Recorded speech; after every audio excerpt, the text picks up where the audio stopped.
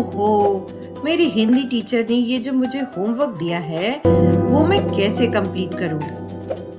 ये जब तब क्योंकि इसलिए कहाँ लगाते हैं, मुझे तो बिल्कुल ही नहीं समझ में आ रहा है।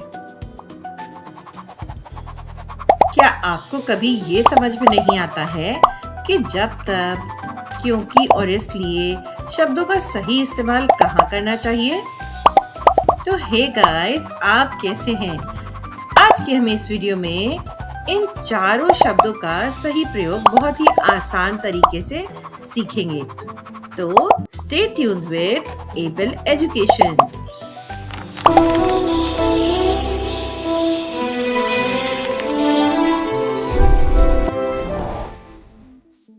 अरे सुनीता दीदी, क्या तुम जानती हो कि हम जब तब का इस्तेमाल कब और कहाँ करते हैं? हाँ सुमित, तुम परेशान मत हो, मैं तुम्हें अभी बताती हूँ। दरअसल जब का प्रयोग हम किसी समय या घटना की शुरुआत में करते हैं और तब उसके बाद होने वाली घटना को बताता है। अब तो मुझे लग रहा है सुमित, तुम बहुत ही आसानी से समझ गए होंगे।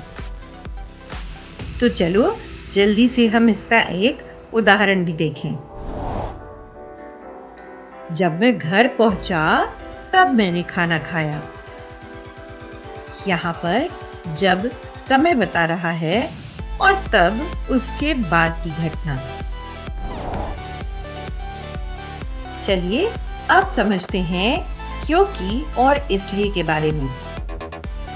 क्योंकि किसी कारण को बताता है और इसलिए उस कारण का परिणाम यानी कि रिजल्ट बताता है। चलिए इसे उदाहरण से समझते हैं। मुझे बुखार था इसलिए मैं स्कूल नहीं गया। यहाँ पर बुखार कारण है और स्कूल न जाना उसका परिणाम।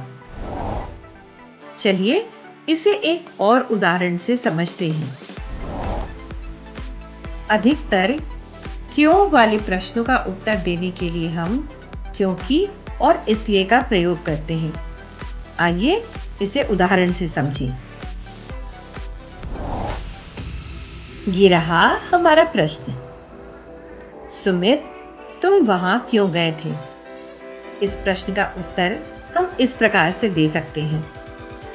मैं वहां इसलिए गया था क्योंकि मुझे वह किताब चाहिए थी। कुछ जगहों पर किसी प्रश्न का उत्तर देने के लिए हम इसलिए का प्रयोग पहले और क्योंकि का उपयोग बाद में करते हैं। तो चलिए हम जल्दी से दोहरा लेते हैं कि आज हमने क्या क्या सीखा। जब तब समय और घटना बताते हैं। क्योंकि इसलिए कारण और परिणाम बताते हैं। उम्मीद है इस वीडियो की हेल्प से आपको इन चारों शब्दों को सही स्थान पर प्रयोग करना आ गया होगा। इसी तरह के हिंदी व्याकरण से संबंधित वीडियोस के लिए हमें जरूर सब्सक्राइब करें। फिर मिलते हैं एक नए वीडियो के साथ। धन्यवाद।